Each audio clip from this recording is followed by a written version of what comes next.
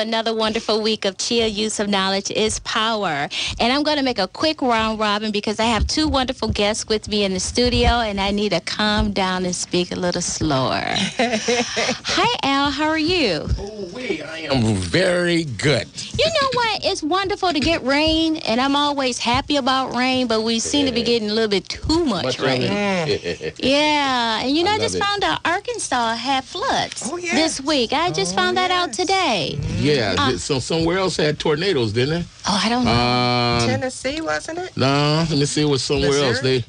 Let me see. Was it Missouri, Kansas City? Yeah, Kansas? somewhere from there. Kansas City. Yes. Kansas, sorry. Kansas had them. Yeah, we're getting some very peculiar weather. Not only are we getting a lot of rain, but it's unseasonably cold, too. Right. Very cold. It's cold in Florida. They was telling me. Is it really? Yeah, it's cold down in Florida. Right. Hopefully with this rain and being cold, we don't get mosquitoes. That's the only thing I don't like, are mosquitoes. Right. So what are you talking about over there, Mr. Paul? I didn't say anything. Climate change it doesn't exist. It doesn't exist. According to whom? Your president.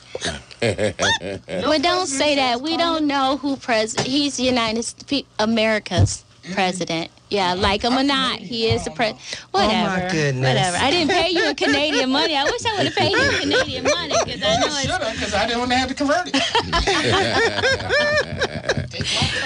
Listeners, tonight in the studio, we're going to have Miss Cheryl Woodyard from Flagstar Bank, and we're going to have Miss Debbie Springer. Debbie Springer is actually the president of CHEA, what should I say, the Center for Higher Educational Achievement, and she's been on our show several times to talk about adult education. So we have her in the studio, and let me backtrack a little bit. We have Miss Cheryl Woodyard from Flagstar Bank.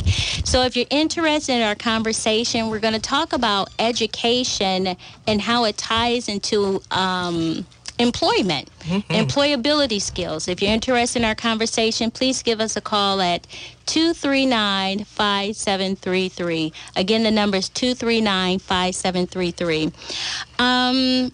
Let's get into education. And we hear a lot of people. Actually, I have a new student that's going to be starting on Monday.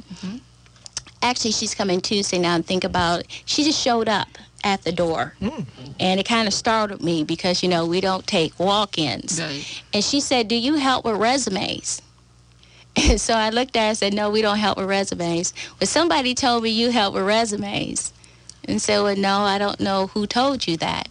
So then I went back and come to find out it was one of my students' girlfriends. He and I had talked about one of the problems that she's having with getting hired.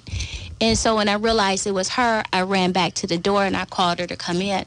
That's a big problem, too, because a lot of places want resumes. The problem is that they don't know how to write them. That's true. I've seen resumes that were like one paragraph. And so I've helped them design a resume that makes it look like more than one paragraph. True. Because they just don't know. It's true. One thing I do know is that we have certain agencies that are using a template in order to showcase a potential applicant, but I find that those templates don't do justice at all. I've seen them. I've had people use them, and I rearrange everything. Basically, yes. Because they're not set up for, they're a general type thing, and if you're looking for a certain type of job, then they're not set up for that. That's true. So, yeah, you have to kind of take those and rearrange them a little bit. And that's what a lot of people don't know how to do, because they don't know they've not been taught to write resumes. That is true. So that goes all the way back to knowing how to write correctly and to read. So let's talk about some basic education skills just to write a resume. Writing incomplete sentences. Yes. That and making sure you have your dates right. That is true, One of the too. biggest things is making sure that your education and your dates are right. It depends on what you want to stress on a resume, too. If you want to stress your skills, if you don't have any more than high school education, you want to stress those skills. And if you've had any volunteer work, you want to stress that. So, yeah, and they don't know how to do that. And that's one thing I think that we need to maybe look at is teaching people how to write proper resumes so they can use them on job searches. That is true. That is true. Something that I learned when I did a job readiness program for ARP, for the individuals who worked under the table. Now, we're talking education before we even get to you, That's when okay. we get to the employer. That's we have important. a lot of individuals who have worked under the table, and they think they can actually put that on the resume as a job. Not related work experience. Those are two different things. Right. But they put that as a job, and that is something that they cannot do. Right. Well, because as an employer, I am looking to verify the information that you're sharing, and so I can't call your uncle that you were helping him do, That's true. Engine work on cars. Right. Is he certified? Does he have his licensing? So that's one of the reasons. And then secondly, we want everybody to be honest in sharing their work experience. So to say you have experience and during the conversation, the interview, I'm going to be looking for pointed questions so that I give you the opportunity to talk about the skills you say you have. At that point, if you said you know a lot about computers and Microsoft and you know how to put together a PowerPoint, I'm going to want to hear about that. If you put that on there and then you really don't know how to do it, that's going to be a huge wall. And that's where I think, too, a lot of, I've noticed over the last few years, is that people seem to think it's okay to lie on a resume. Oh, yeah. Well, we don't want to call it a lie. They just embellish. Okay. They embellish. Not totally what really happened. But I think that is a very negative thing when Very it much comes so. Of course to when it is. once you get into your interview and they start asking you about this stuff and it's like, wait a minute, something's not clicking here. You can pick it out really quick. That is true. That is true. Absolutely. So it's almost like saying that you should write your own resume, but then you have companies who write resumes and say, no, we'll do it. But I feel as though because there's so many, the internet now, you don't have to reinvent the wheel. I call it perfecting the wheel. You can go on the internet and look at some templates to give you a guideline as to how to write a resume. Because I come to find out if your resume is like written at a certain level and you come and you talk to me and you speaking at a different level than what you've written at, Yes. something is wrong. Yes, Right. that's an issue. That is That's an something issue. is very wrong, and people don't look at that. It's good to have a professional to look over your stuff, but sometimes having a professional person to write your information is not going to benefit you. Right. Education. We do know, this is one of the things I found out about the young lady. She has nothing past a high school diploma, but yet she wants an office-type job. And so my antennas went up. Well, let's see, you have no new skill sets. I'm sure you don't know finger placements on the computer.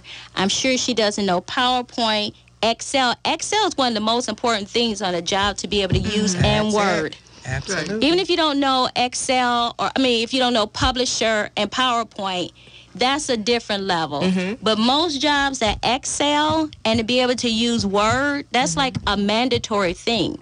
And something about new employees now, they think job requirements, It's just a suggestion. it's and these are the things that we're going to train you on. These are the things that we're asking you to already have. And then most organizations going to teach you how their organization works. Around But then what they- there Around you those go. skills. And so we find a lot of people that are not employable. So those are my antennas that went off. So I'm going to have a wonderful conversation with her Tuesday. But we have a lot of people that have no new skill sets, but they want to be paid $15, $20, $30 an hour for what is considered a blue-collar job. So what is your take on adult literacy type programs and preparing people I think- for the real world? Well, that's one thing I've always because I work in law with students that are mentally disabled and learning disabled. I do a lot of volunteer work, but for the ones that are not, like the ones you work with, there need to be some type of, as they learn how to read and learn for the GED, we need to maybe look at some type of classes or something that will teach them resume writing, teach them skills that say, okay, you don't have the skill to get this job, so don't apply for it. That is true. Basically. Because you're going to set yourself up for failure. And once people start failing when they start looking for a job, and they don't feel good about the interviews that they did, it's very discouraging. Yes, they're going to stop looking. It is. And so there you've got this person who's gone to 20 interviews. Because she's looking for a certain job, like this young lady, and she's not getting them. Pretty soon she's going to give up. Yeah. And I think that's where she's almost at until her boyfriend referred her to us.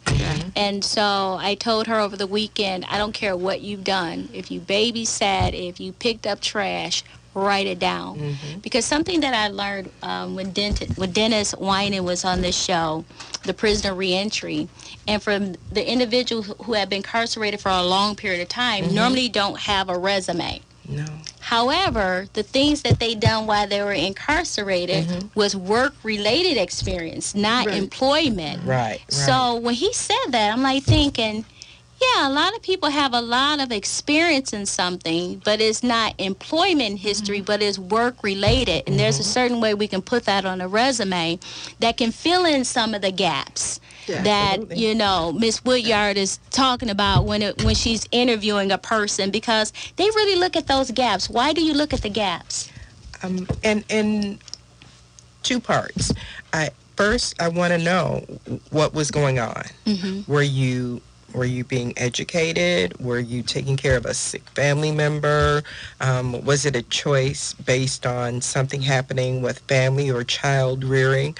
Or was it incarceration? Incarceration is not a bad word. It's how you handle it. That's true. That needs to be addressed with complete and total candor.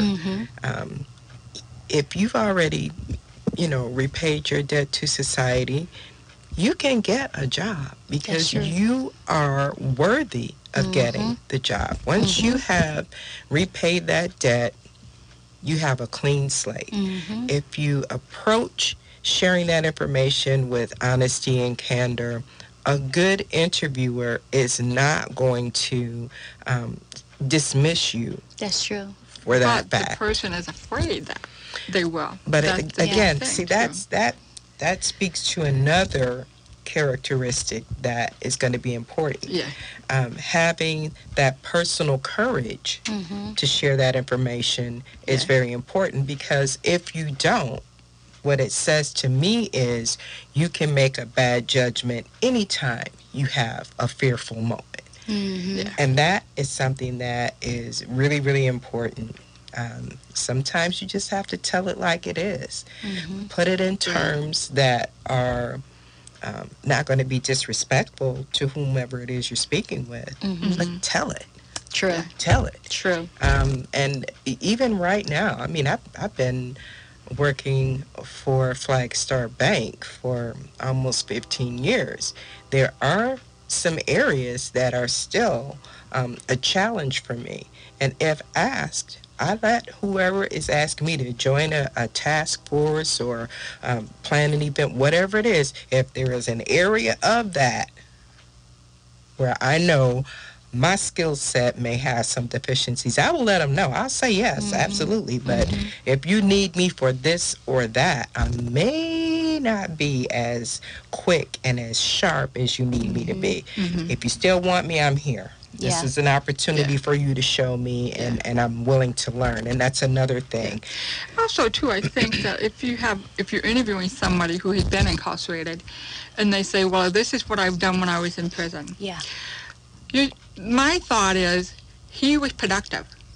Absolutely. Or she was productive. Even though she couldn't or he couldn't get out of jail, they were being productive in jail. That's true. a good step. That's true. a good thing. And that's a positive thing. And I think sometimes they're afraid to express that. And you're right, it's having the courage to say, okay, this is what I did when I was in prison. But it shows the interviewer that this person is willing to take that step Yes. to do something. Because guess what? Everybody has to be ready and willing to take the step, no Right. matter That's what true. your background is. Right. Having that personal courage to enter the workforce, give it what you got, go hard every day, learn, be teachable, and that's another big thing. It's difficult to work with someone who cannot take instruction. That's true. And that goes back to education. If You're it right. was difficult for you to get the basics, Yeah. and Because you have to remember, a lot of people who are incarcerated, a good majority of them have low-level reading. Oh, yes. A good majority of them. And so when they get out of prison, they still have that low-level reading, so that getting that job is going to be that much difficult because they may not even be able to read the application. yeah, That is true, but I do find that a lot of them that are at the lower level who are employed, they're doing the physical labor type jobs. They're not doing jobs where they can be independent and think. They are doing things that they've been told to do, and it's a routine over and over and over. And after a while, that breaks your body down because you can't continue to be lifting heavy things as you age, doing things at a certain speed in order not to slow down that line. I haven't met one yet that hasn't been incarcerated, and if they're working at those smaller factories. And the sad part is that's what's happening, is that they're starting now, they're tired because they work, and I still don't see how it's legal. You know, maybe legal services, they'll be back on the show next month. Maybe I'll bring it up. But a lot of them are working, over 40 hours, and they're not getting paid overtime. Now, I don't know if that's something from what I've worked. Anything over 40 hours is overtime. it's overtime, yes. But some of these individuals that are in factories, and they really can't say anything. Some of those small factories, though, can get away with that. Yeah. They get away with not paying overtime. That sound like Isaac, What is Isaac? Paul's dog. Oh, no, honey. Isaac's really good, but he won't come in. So That's good. yeah, no, he won't come in. So they're working at those factories, and they're working so many hours, and they're tired. And not only are they working more than 40 hours a week, 7 days a week. Yeah. 7 days a I've week, heard of that. That was like General Motors stories where, you really got paid double time and triple time, but they're not getting paid this amount of money in these factories. But this is what's happening when you don't have an education or when you have a limited amount of skill sets and you need to be employable. I do know that, like a trap almost, those who receive cash assistance from the state, you have to be employable. Well, shouldn't be employed. You should be gainfully employed, going to college, not a GED program, which is so backwards.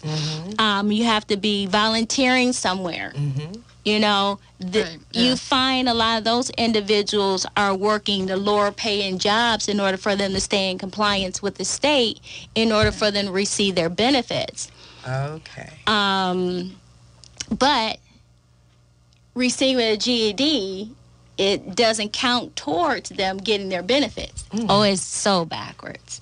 But if the individual would just look at what's really going on, you try to talk to some of them and say, look, even though getting your GED is not part of your core hours to get your benefits, you still need to do it. You still need it. Because every administration that comes in, they're going to change it. They're going to change it. It's not for the benefit of you, the recipient. It's the benefit for the government, is how they're going to save money or how they're going to continue to control you. It's not always, and we have a new teacher at CHEA. We were so blessed to get a former dean Oh, my. And former college, English college instructor who's now over at CHEA. Yay. I'm so happy. Mr. Carey, and he's going to be co-hosting with me next month, too. So I'm so happy about looking that. forward to hearing that But he program. and I were just talking about this week how everyone thinks that when you go to college, you need to get a degree. You don't necessarily have to get a degree. If you know you need some computer skills, you go and you go to a computer training class. If you know you need some other type of skill set, go to college. Now, even though they're going to put you in a program of study, you just got to go through that process. But you never have to go just to get a degree. Well, like the young lady that came to you, if she wants an office job, she's going to need to know how to use a computer. Yes. She needs to sign someplace that teaches computer skills. And I'm sure that Matt has small classes for that, that are short-term classes for computer skills, secretarial work, that type of thing. She needs to look into that. Yeah, and that's something we're going to talk about. Even though we do just some basic things on the computer at CHEA, we'll do that. But it's to really talk about, tell individuals you don't have to go to college to get a degree. We have a lot of people that are spending money on certificate programs, and they're not I'm seeing jobs. a lot of that. Right. They're not jobs in those certificate areas. Yeah. You know, you don't have to spend your money on that. If you're going to spend your money on going to college, get it in something where you can use it. You know, I told someone years ago, my original degree is in interior design. I wish someone would have talked to me, or maybe if they would have talked to me, if I would have listened. That was another thing, too. This place wasn't a place for interior design. This was a place for automotive interior design. Oh, my. Very different. I never knew that there was actually a job that allows you to pick out interior finishes of a car. I could have been picking out Cadillac finishes. You know? But I had a degree where I really couldn't use. I ended up at Oscar Rouse and Frankenmuth. That was high-end sales. But, you know, it was nothing like being in California and how they have the shows and stuff. But to know that if I would have went into automotive interior design, I probably would have never went into teaching unless I got tired of picking out fabrics. And, you know, I could have left General Motors and went to BMW and went to all those type of things. But I think a lot of times, I'm not saying that, I don't want to say it in the wrong way, but enrollment counselors at certain institutions aren't telling students the truth. They're saying enough to get them enrolled in order to get them in debt. And they end up with a degree that they can't use. That's why we don't have a lot of millennials that are going to college now. Or they're waiting a year or so. The word is find themselves. You know, my mother told me if I needed to find myself, I needed to get moving. And I'm going to tell you what, I found myself real quick. Listeners, if you're interested in our conversation, please give us a call. I'm sorry. I think, too, that when you take a look at the city of Flint, and you have people who are educated, and you've done a lot of interviewing, there are so many people out there that need jobs, that the jobs that are the higher level jobs are getting filled, but the lower level jobs are not. And there's a big problem there with that. Well, this is something that I've learned, is that, not to be the bearer of bad news, but I'm just going to be honest. One of my other students, I was telling him that, you know, his girlfriend needs to go back to school. And he thinks because she makes so much money, she didn't need to. And I said, well, look, let me tell you something. There is no need for her job in about 2 years. He said, why? I said, well, I went to McDonald's and I placed my order on the kiosk. Yes. What about calling ahead? There you go. Do you know make a Walmart at night now? There's no one that's cleaning the floors. There will be computerized cleaners now, sweepers, shall I say, that's going to be doing the mopping of the floor. Honestly, computers will put out lower entry jobs and foreign foreign individuals would do it from countries where they don't have to have an education. That's just the honest God truth. And Americans, if you don't get an education or the skill sets, you're going to lose out. Because this is something that was lied to Americans. And for us who work with a lot of foreign individuals, most of your foreigners who come from the Middle East, who come from Africa, they are educated. Yes. The lie that was told to America that the foreigners come here are educated, that is a living lie. The only thing you have to do is go to your hospitals. How many American doctors do you have? Another thing about foreigners, they believe in entrepreneurship. United States is a consumer. We constantly buy. So we're always employed by someone so we can constantly buy.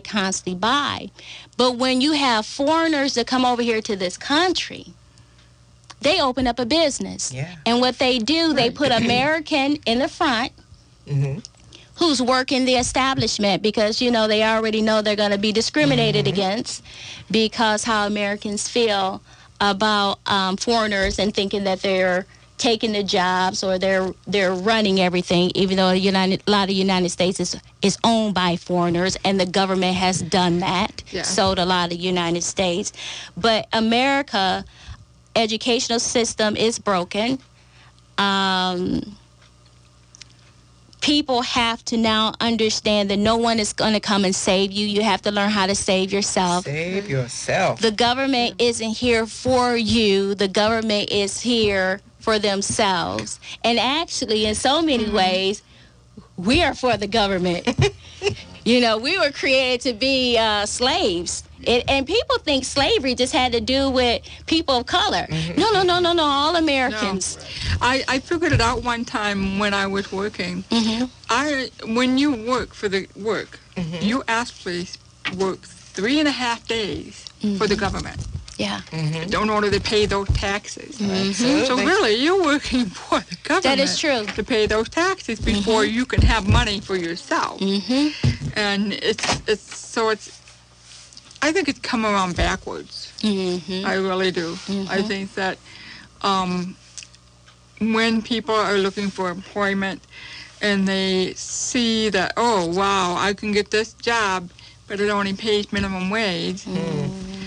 You know, how far can you live on minimum wage? That's true. But if you don't have any new skill sets in order for you to be employable, and it's not just being employable here in Flint or Michigan, but to be able to have the skill sets to go any place in the United States, in the world, that's what you want to be. That's what you want to be in case you decide today, I just want to move to Texas. And there's a job right there in Texas that you qualify for, and you can just up and move. But there's so many people who don't have any skill sets or limited skill sets, they are stuck. I went to a conference several years ago, and I met people in the conference from Hawaii and Alaska, and they were talking about the issues. And I'm going, oh my gosh, that's the same issues that we have here. And so when it's all over and someone wants to move somewhere else and they don't have an education, they're taking the issues with them. Yeah, that's true. Absolutely. And they're not going to get a job somewhere else. That is true.